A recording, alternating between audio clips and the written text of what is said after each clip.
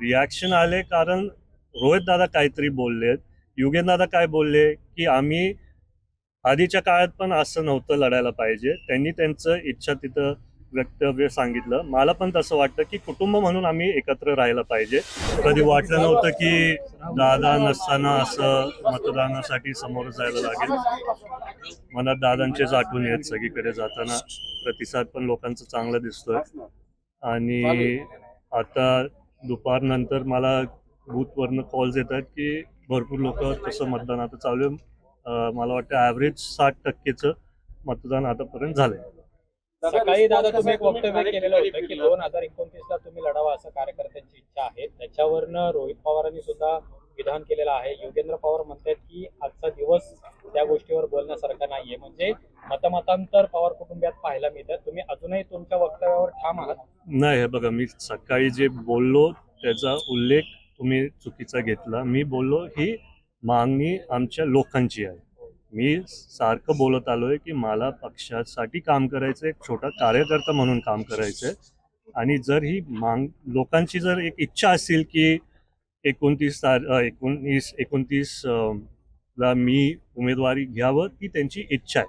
माझी इच्छा आहे की मी सगळ्यांबरोबर काम करावं. आता सुमित्रा वहिनी या उमेदवार आहेत. निवडणुकीमध्ये त्या कारण आज मतदान होतंय, भावनिक पातळीवर सगळं इलेक्शन सगळं गेलेलं आहे. नाही, आजच नाही, मी आधीपासून बोलत आलोय की मी छोटा कार्यकर्ता म्हणून काम करणार. नगर परिषदच्या वेळेस पण नगराध्यक्षपदीसाठी पण माझं नाव आलेलं होतं.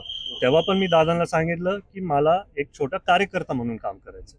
रोहित पवार असं काही आहे का उद्या विलीनीकरण झालं तर मग आधीच आपलं एक जागा बुक करून ठेवावी? कारण बरेच दावेदार आहेत, तुमच्या पिढीतले 4 दावेदार आहेत आता बारामतीसाठी दादांच्या पाठी. मला वाटते की तो हक्क तुम्हाला नाही निर्णय घ्यायचा, तो आमचा हक्क आहे. मी तेच बोलतोय. तुम्ही बोलताय 4 द्या, ते तुम्ही बोलताय. मी काय बोलतो? नाही, ते दिसतात. रिॲक्शन आले कारण रोहित दादा काहीतरी बोललेत, युगेन दादा काय बोलले की आम्ही आधीच्या काळात पण असं नव्हतं लढायला पाहिजे. त्यांनी त्यांचं इच्छा तिथं वक्तव्य सांगितलं. मला पण तसं वाटतं की कुटुंब म्हणून आम्ही एकत्र राहायला पाहिजे. मी सारखं ते बोलत आलो, तुम्ही बघितलं पण असेल.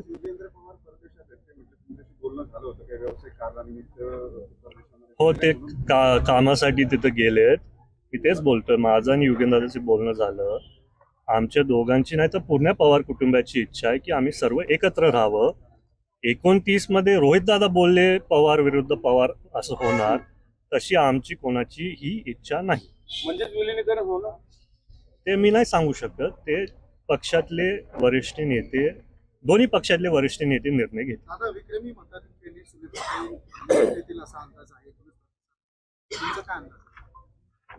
सकाळी जेव्हा आम्ही बूथ टू बूथ गावागावी जात होतो तेव्हा प्रतिसाद चांगला होता, पण दुपारी थोडं कमी झालं.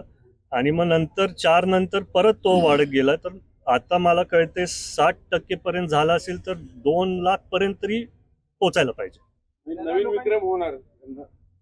तो विक्रम होणार आणि विक्रम वहिनी आणि दादांचं एकत्रित होणार. श्रीनिवास बापू म्हटलेले आहेत की 2029ला सुमित्रा वहिनी माघार घेतील आणि जय दादाला पुढे करतील 2029 विधानसभा. मी तेच तुम्हाला सांगतोय, ते श्रीनिवास काका बोलले असतील. माझ्या मनात इच्छा तशी नाहीये. माझ्या मनात इच्छा आहे कार्यकर्ता म्हणून पक्षातल्या सर्वच सहकाऱ्यांची मदत करायची, एकमेकांबरोबर काम करायचं.